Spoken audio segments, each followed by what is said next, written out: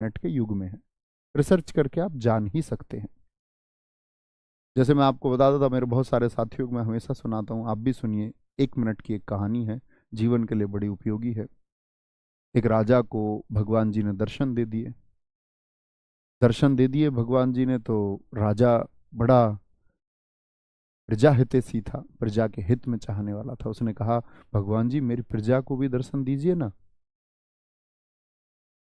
Please उनको भी दर्शन दीजिए। उन्होंने कहा कि तुमने इसके लिए मेहनत की है, तुमने इसके लिए रात दिन परिश्रम किया, योग किया, हठ योग किया, तुमने ध्यान लगाया, तो मैं तुम ही को तो मिलूंगा। तुम ऐसे कैसे कह सकते हो मुझसे कि प्रजा के पास भी चलो। तो पैर वैर पकड़े, बोले नहीं भगवान जी प्लीज, मेरी प्रजा, मेरे लोग मेरे लिए सब कुछ है। मैं बोला ठीक है। उन्होंने पर्वत स्थल बताया कि मैं यहाँ मिलूंगा, कल अपनी प्रजा को ले आना, सबको दिख जाएंगे। अब राजा ने एक घोषणा करवाई। उसने कहा भाई साहब कल ऐसे ऐसे वहां स्वयं भगवान आएंगे आपको दर्शन देने। उससे बड़ी चीज क्या हो सकती है, पूरी दुनिया उसी प्रक्रम में लगी हुई है, सब देखना चाहते हैं ईश्वर कैसे होते होंगे। उसने घोषणा करवाई और सच में पूरा नगर चल दिया सुबह।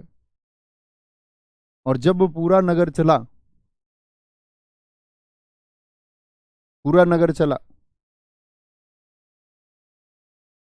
तो कुछ दूर बाद एक चांदी का भंडार मिला।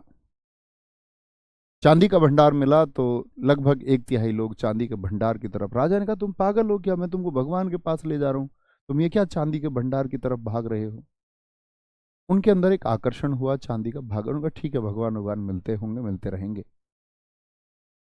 थोड़ा आगे चले, 33% गायब, बचे हुए बाकी 67% है। एक सोने का भंडार मिला, आधे गायब, 33 फिर गए, 66 जा चुके हैं, 34 बचे हुए हैं। ऐसा समझ लो एक आपका फिर आगे एक और बहुमूल्य धातु का भंडार मिला, बाकी 33 नहीं। राजा के साथ बचती है रानी। राजा विलाप की स्थिति में है। बोला रानी, देखा तुमने ये लोग, इन लोगों ने क्या किया। मैं इनको ईश्वर के पास ले जा रहा था, मैं उस यात्रा पर इनके साथ था, लेकिन ये लोग उस यात्रा में भटक गए। इनका ध्यान ही नहीं है कहाँ पहुंचना है, क्या करना है। अंत में एक हीरो का ढेर दिखा, रानी भी गायब, रानी भी फुर हो गई। अकेले राजा पहुंचा भगवान जी के पास में। भगवान जी ने कहा तुम अपनी प्रजा को लेके आने वाले थे, कहाँ गई। उन्होंने कहा जी जो सिद्धांत या जो प्रिंसिपल आप मुझे सिखाना चाह रहे थे वह मैं सीख चुका हूँ। सिद्धांत यह है कि हम यात्रा को शुरू तो करते हैं, लेकिन बहुत सारी चीज ऐसी हैं जो हमारी मन की चंचलता सबसे बड़ा एक कारण होता है कि हम नहीं पहुंच पाते उस मंजिल तक। क्योंकि हम बीच में कुछ चीजें हमको अट्रैक्ट करती हैं, कभी वो चांदी होगा, कभी सोना होगा, वो लड़की होगी, कभी कमेंट सेक्शन होगा, कभी दिमाग में कुलबुलाहट उठेगी जी आंसू पूछ लूं कमेंट में। तो मुख्य फोकस खत्म होने की तरफ, जो मार्ग खत्म होता है वहां पर नहीं है। तो आप लोगों से मित्र मैं ये प्रार्थना करूंगा कि आप भी प्लीज ना भटके, पूरे अध्याय को बड़े ध्यान से पढ़ा करो। हाँ अध्याय खत्म हो गया, अब सोचो क्या क्या डाउट हो सकते हैं, अगर आप अच्छे छात्र हैं तो। और फिर अपने डाउट्स के सॉल्यूशन आप खोज सकते हैं, स्वयं खोज सकते हो। ऐसा हो ही नहीं सकता ना खोज पाओगे। और अगर खराब छात्र बने रहना है तो बात ही दूसरी है। सारा खेल किस बात का है, भटकने का है। तो इस मस्तिष्क की चंचलता पर थोड़ा विराम लगाइए।